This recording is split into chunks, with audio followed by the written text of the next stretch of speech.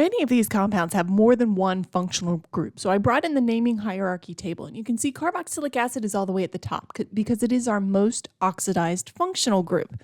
Now there's a correction that needs to be made as of a February 2020 IUPAC publication. Aldehyde can also be called an oxo with a prefix, and that's if we have an alkyl chain. So for example, this aldehyde is going to be identified with the prefix oxo, not formal. We're going to use formal as a prefix if the aldehyde is hanging off of a ring. So something where we would otherwise call it carbaldehyde, we would use formal as the prefix. But as long as the aldehyde is on an alkyl chain, so something linear, we're going to use oxo as our prefix. So for this carboxylic acid, for A, we start our numbering at the carboxylic acid group here, and we find our longest continuous chain that includes our functional groups. So we would call this pentanoic acid. Now let's name and number our functional group. So the aldehyde functional group is at the other end of the chain, at the other terminus. So it's at carbon 5. So we would give it the prefix oxo. So this is 5-oxo-pentanoic acid. For B, again, we start our numbering at the carboxylic acid. 3, 4, 5, 6, 7. So we have heptanoic acid. And now we need to name and number our other prefix or our other functional group. So because this is an alcohol group, but alcohol is lower on the hierarchy, so we need to use the prefix hydroxy. So this would be a 5-hydroxyheptanoic acid. For C, we are going to number the carbon chain that includes the functional group. So we have 4, and then this phenyl group becomes a substituent. So we have butanoic acid. Name and number the substituent. So we have a 4-phenyl butanoic acid. For D, number the carbon chain that includes the functional group, longest continuous carbon chain, so it's 6 carbons long. And we have a carboxylic acid, so we would name this hexanoic acid. But we do have that additional functional group, and that functional group is a pi bond, a double bond, and it starts at carbon 5. So it would be at carbon 5, and what we do is we change this AN to an EN, hexenoic acid. And that's all we need to do for this one. Now for E, we have 2 carboxylic acids. 6, 7, 8. We are 8 carbons long. So we would call this octandioic, there it is, acid.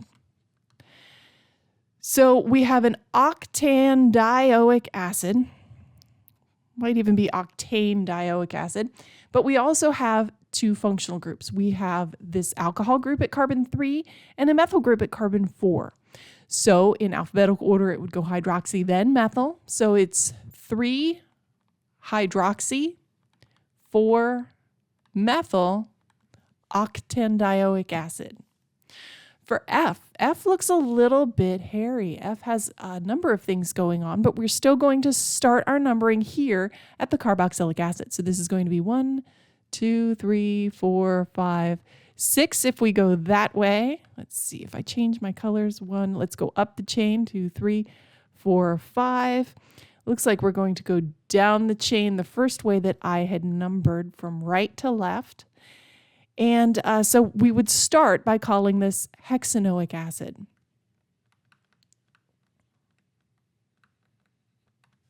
So at carbon 5, I have 2 methyls. So that would be 5,5-dimethyl. So what do we do? Oh my. So what do we do with what's at carbon 2? Well, you have to remember some of your butane conformations. So we have N-butane that looks like this. We have a butyl group. We have T-butyl where we attach here. And then when we attach at this end here, that's called an isobutyl group. So at carbon 2, we have isobutyl. So this is 2 isobutyl 5,5-dimethyl hexanoic acid. For compound G, again, we start our numbering at the carboxylic acid, and we're going to find the longest carbon chain that contains our substituents. So I'm going to go down this way so that I can name that bromo. If I name that bromo, then that's 6, 5, 6, 7.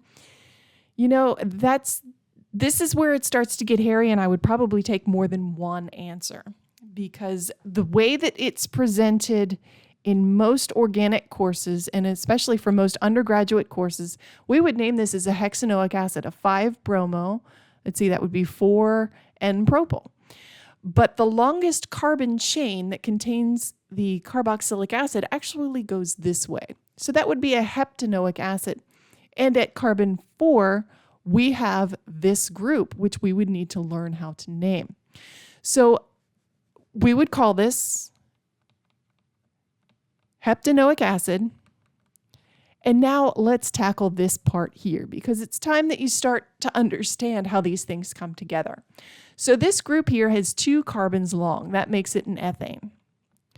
And at this carbon here, we have a bromine. So this would be a 1-bromoethane if it was standing alone.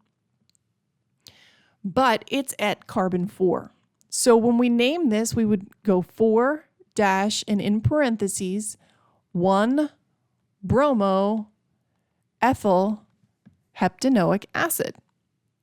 Now for H, we have a carboxylic acid. That's our most oxidized group, so it's going to have carbon 1. It gets priority, and we are 9 carbons long. So we will call H a nanoic acid.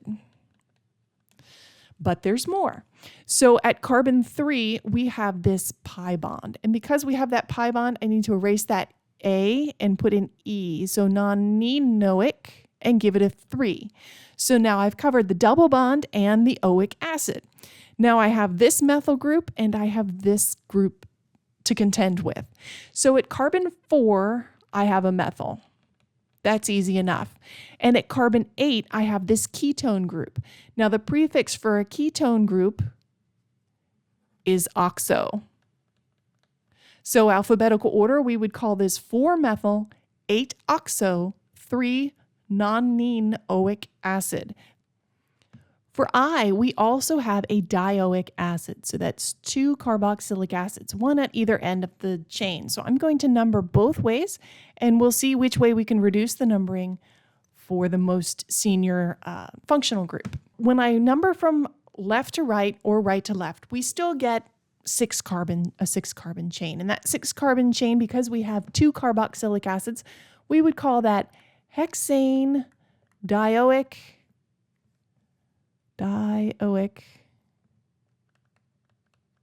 acid. Now we do have this double bond here. Now there are 2 schools of thought. If we use the numbering that goes from right to left, then our hydroxy is 2 and our alkene is 4. 2 and 4 is less than if we go from left to right and have 2 and 5. But because the ene goes into the parent name, then it is believed that the ene should have priority to hexene dioic acid. But that does not follow here. So here's what I would do in a quiz if this was asked, or on a final exam. So I would accept 5-hydroxy 2-hexene dioic acid. I would also accept 2-hydroxy 4-hexene dioic acid, because there is a little bit of inconsistency when you're looking at the IUPAC rules and you look through the parent chain versus the more senior functional group. There is inconsistency. So therefore, although this is the one that I would call the more correct, as not only does it follow our table here, but it does follow the most recent IUPAC guidelines, this was correct as of about 6 months prior to this recording. So I would accept both, although you should know moving forward that this one would be the accepted name. So for J, again, we're going to start numbering at our carboxylic acid, 4, 5, 6, 7, and 8. So this is an octanoic acid. So now let's name and number our substituents here. We have an oxo at 8 oxo, octanoic acid. And then we have this group at carbon 5. Now remember, this is called a sec-butyl. So this is 5 SEC sec-butyl 8-oxo-octanoic acid. For K, we start numbering at our carboxylic acid. 1, 2, 3, 4, 5. We have 7 carbons long, so that makes this a heptanoic acid.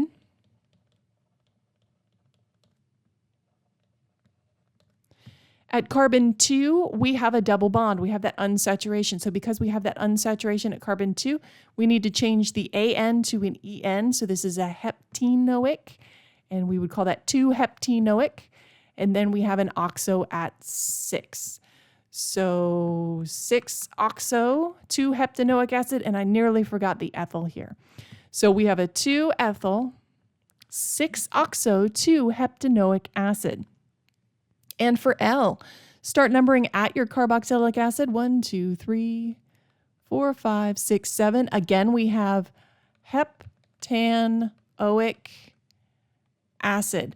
This time we have two sources of unsaturation, 2 pi bonds, 2 double bonds. And they start at carbons 2, 3, and 4. So rather than heptanoic acid, we would call this 2,4-heptadienoic acid. That's awkward. 2,4-heptadienoic acid. And then at carbon 4, we have an isopropyl group. So that we would call this 4-isopropyl 2,4-heptadienoic acid.